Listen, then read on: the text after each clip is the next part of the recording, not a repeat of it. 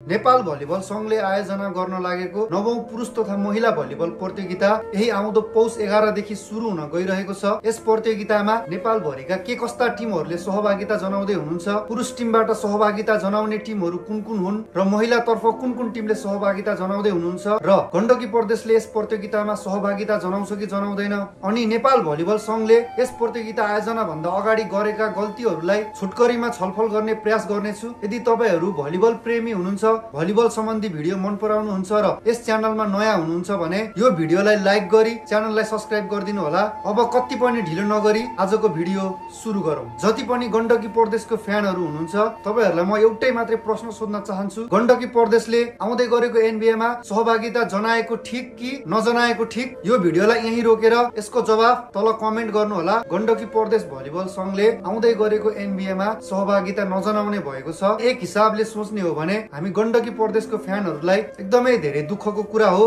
तर एक हिसाबले सोच्ने हो भने गण्डकी प्रदेशले लिएको यो निर्णय सही हो जस्तो पनि लाग्छ है मलाई चाहिँ। जुन रूपमा नेपाली भलिबल अगाडि बढ्नु पर्ने हो त्यो अनुसार नेपाली भलिबल अगाडि बढ्न सकिरहेको छैन। तपाईहरूलाई नेपाली भलिबल विकास नहुनुको कारण के हो जस्तो लाग्छ? मेरो विचारमा चाहिँ राजनीतिले गर्दा हाम्रो नेपाली भलिबल अगाडि बढ्न नसकेको जस्तो लाग्छ है मलाई चाहिँ। नेपाली भलिबलमा यति धेरै राजनीति छ कि गण्डकी प्रदेशमा यति धेरै होनहार र ट्यालेन्टेड भलिबल खेलाडीहरू हुँदा पनि एकजना पनि खेलाडी नेपालको नेशनल टिममा पर्न सक्नु भएको छैन। यो गण्डकी फ्यान्सको लागि एकदमै दुःखको कुरा हो। गण्डकी प्रदेशले धेरै खेलाडीहरू जन्माउनु भयो, विभागहरूमा पठाउनु भयो र विभागबाट धेरै खेलाडीहरू नेशनल टिममा पर्नु भएको छ, तर जो गण्डकी प्रदेशदेखि जो विभागमा पर्न सक्नु भएन, कुनै खेलाडीले विभाग छोडेर पनि गण्डकी प्रदेश भलिबल संघलाई 100% दिएर खेल्नु भयो, उहाँहरूलाई भने कहिले पनि नेशनल जर्सीमा देख्न पाइएन। यो वर्ष मात्र नभई विगतको धेरै वर्ष अगाडिदेखि नै गण्डकी प्रदेशमा निकै ट्यालेन्टेड र विभागीय टिमहरूलाई पनि हराउन सक्ने खालको क्षमता भएको खेलाडीहरू एकदमै धेरै हुनुहुन्थ्यो। यो वर्ष पनि जब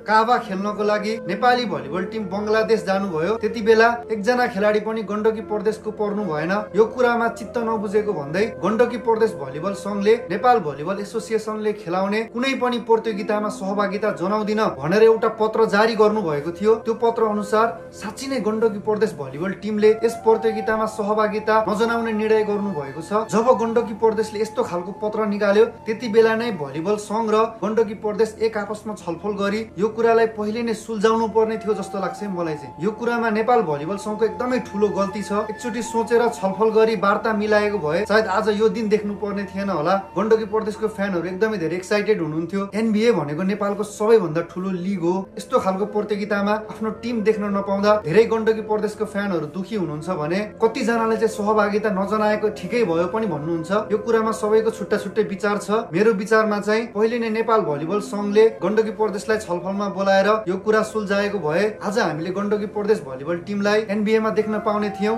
तर दुःखको साथ भन्नुपर्छ हामीले यसपालि गण्डकी प्रदेशलाई भने एनबिएमा देख्न पाउने छैनौं। मेरो विचारमा गण्डकी प्रदेश बिना एनबिएमा हेर्न जाने दर्शकहरू र खेललाई लाइभ हेर्ने दर्शकहरू एकदमै कम हुनुहुन्छ जस्तो लाग्छ है मलाई चाहिँ। गण्डकी प्रदेश भलिबल संघले एनबिएमा सहभागिता नजनाउनु भनेको गण्डकी प्रदेशलाई मात्र नभई नेपाल भलिबल एसोसिएसन र हामी सारा सिङ्गो नेपालीलाई नै घाटा हुनेछ।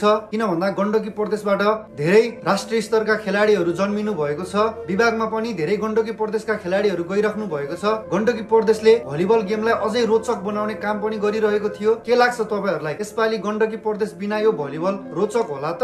आफ्नो कमेन्ट छोड्नु होला र आफ्नो विचार र धारणाहरू तपाईहरूले सभ्य रूपमा कमेन्ट बक्समा कमेन्ट गर्नु होला। त्यस्तै गरी गण्डकी प्रदेशसँगै सुदूरपश्चिम प्रदेशले पनि आउँदै गरेको एनबिएमा सहभागिता जनाउने छैन। पुरुषतर्फ कुल 12 र महिलातर्फ कुल 8 वटा टिमले यस प्रतियोगितामा सहभागिता जनाउनु हुने भएको छ।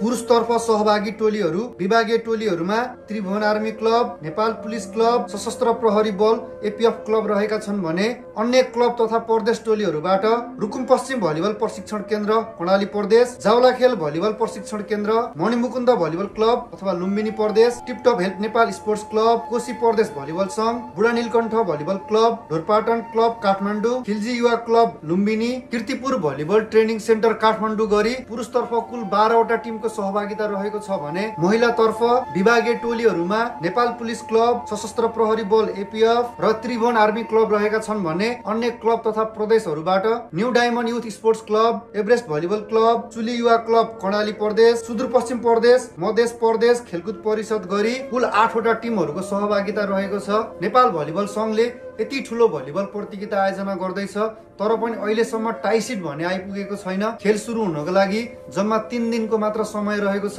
न त यस भलिबल प्रतियोगिताको बारेमा अफिसियल जानकारी आएको छ न त टाइसिट नै। यो सबै कुरा हामीलाई पहिले नै जानकारी गराइदिनु भएको भए हामीलाई धेरै सहज हुने थियो। यदि तपाईहरू गण्डकी प्रदेशको फ्यान हुनुहुन्छ भने गण्डकी प्रदेशले एनबिएमा सहभागिता नजनाउँदा खुसी हुनुहुन्छ वा दुखी हुनुहुन्छ कमेन्ट गर्नु होला। यदि तपाईहरूले यो एनबिए लिग हेर्दै हुनुहुन्छ भने कुन टिमलाई सपोर्ट गर्दै हुनुहुन्छ त्यो पनि कमेन्ट गर्नु है त। जय नेपाल, जय भलिबल।